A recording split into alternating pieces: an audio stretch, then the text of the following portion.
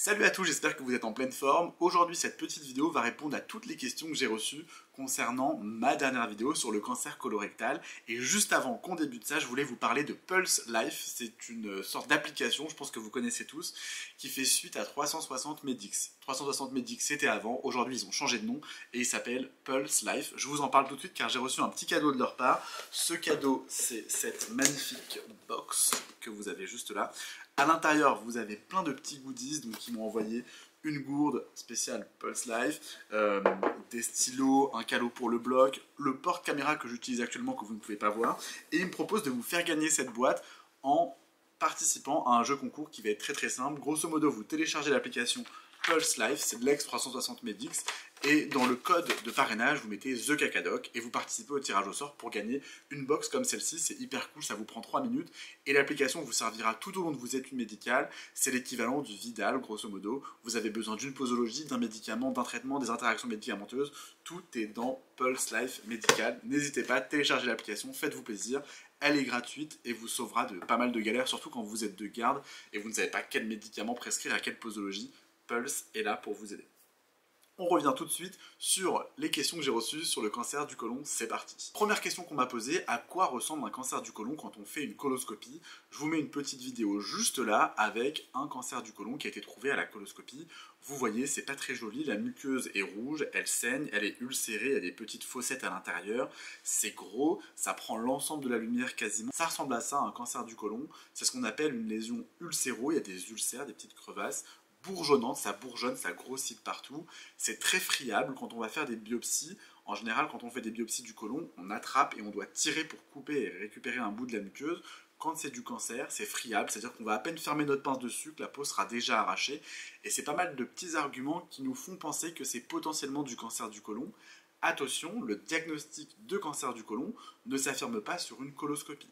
C'est un diagnostic histologique, c'est-à-dire que c'est sur les biopsies qui vont être envoyées au laboratoire et analysées par le médecin qui va nous dire, bah oui, effectivement, au microscope, tout concorde vers un cancer du côlon et c'est un cancer du côlon. Aucun médecin ne peut vous affirmer à la sortie d'une coloscopie que vous avez un cancer du côlon. Il va vous dire, écoutez, la lésion que j'ai vue était pas jolie, ça ressemble à du cancer, ça peut potentiellement être du cancer, mais je ne peux pas vous l'affirmer, il va falloir attendre le résultat des biopsies. Et ça, c'est hyper important à savoir. À la sortie d'un examen, on peut vous donner des pistes, mais on ne peut jamais vous donner un diagnostic de certitude sur un cancer. Autre question que j'ai reçue, c'est « Mon père a fait un cancer du côlon à 88 ans, à quel âge je dois faire ma première coloscopie ?» Dans ces cas-là, comme votre antécédent au premier degré a eu un cancer après l'âge de 50 ans, plus proche de la 80, il va falloir faire une première coloscopie à 45 ans. C'est ce qui est recommandé, la faire relativement tôt pour dépister l'éventuel polype qui pourrait dégénérer en cancer chez vous.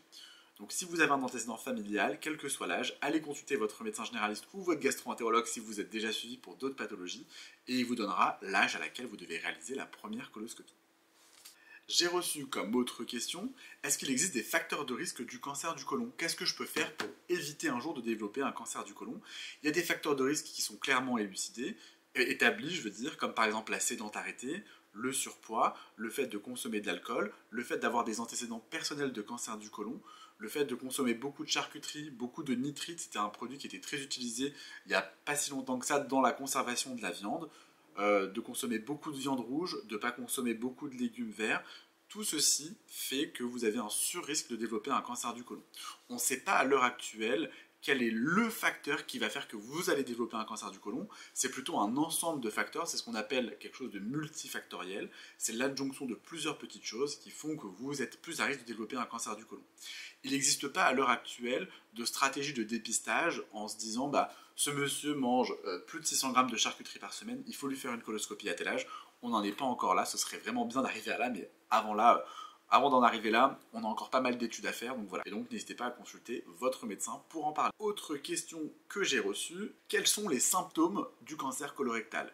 Les symptômes du cancer colorectal, il peut en avoir aucun, c'est-à-dire qu'on peut être totalement asymptomatique, faire un test de dépistage dans les selles, être positif, faire sa coloscopie et tomber sur un cancer, ou alors il peut avoir des douleurs abdominales, une modification récente du transit, c'est-à-dire qu'avant vous étiez régulier, vous allez tous les jours à la selle comme il faut, et là d'un coup vous ne savez pas pourquoi il y a une grosse diarrhée qui s'est installée de manière chronique, ou alors une constipation qui s'est mise et qui persiste dans le temps. Il peut avoir des douleurs abdominales localisées, il peut avoir un syndrome occlusif, C'est-à-dire que votre transit s'arrête, vous n'arrivez plus à aller à la selle, votre ventre gonfle et vous n'arrivez pas du tout à évacuer. Ça peut être des signes du cancer colorectal et qui doivent vous amener à consulter. Il peut y avoir des signes plus généraux, comme une altération de l'état général, qui est définie par un amaigrissement, vous perdez du poids, vous ne comprenez pas pourquoi. Une asthénie, donc de la fatigue qui est présente et vous ne comprenez pas pourquoi, vous n'avez rien changé dans votre mode de vie. Et un amaigrissement et vous perdez du poids. Les 3 A, asthénie, amaigrissement, sympratone et anorexie, ces 3 A-là, c'est la triade de l'altération d'état général et ça doit vous amener à consulter votre médecin. Petite question que j'ai reçue. Comment savoir si je suis porteur d'un gène qui me favorise au cancer? Je résume un peu la situation. Il s'agissait d'un internaute qui m'a envoyé un message en me disant « Mon grand-père a une mutation génétique qui a fait qu'il a eu un cancer du côlon. Comment savoir si moi j'ai la mutation ?» Première étape, si c'est votre grand-père qui a une mutation génétique, il faut s'assurer que la mutation soit absente chez vos parents. Si vos parents n'ont pas la mutation, vous êtes sûr de ne pas l'avoir. Si vos parents ont la mutation, là vous devez vous faire tester. Encore une fois, c'est des situations extrêmement complexes. Il y a des spécialistes dans ce qu'on appelle l'oncogénétique, donc c'est-à-dire le cancer qui se transmet par les gènes. Donc lors de ces consultations, les oncogénéticiens vous diront il faut vous faire rechercher pour telle mutation, telle chose, tel machin. Et en fonction de la mutation qui a été retrouvée, on a des guides de pratique pour savoir à quel délai il faut vous faire les coloscopies de dépistage.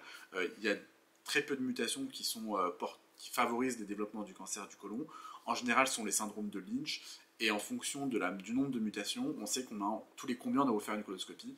Bref, des situations qui sont vraiment à prendre au cas par cas. Je vous invite, si c'est le cas, si vous avez entendu des mutations dans votre famille, à aller consulter un oncogénéticien et il vous donnera la meilleure conduite à tenir face à la mutation que vous avez. On a abordé pas mal de questions, je vais peut-être arrêter là parce que la vidéo sinon va faire 3h43 et ça va être un peu trop long pour vous. Si vous avez d'autres questions, n'hésitez pas à les mettre dans les commentaires. N'oubliez pas d'aller participer au jeu concours Pulse Life, j'ai l'impression d'être un maxi énorme influenceur quand je vous dis ça. Mais c'est tout bénef, moi je ne touche rien, on ne me paye pas pour vous faire ce petit placement de produit. Et si ça peut vous donner un cadeau et une application qui est efficace au quotidien, bah pourquoi pas. N'oubliez pas, participez. Ça leur fera plaisir. Moi, ça ne me rapporte rien, donc si vous ne le faites pas, je vous en voudrais pas.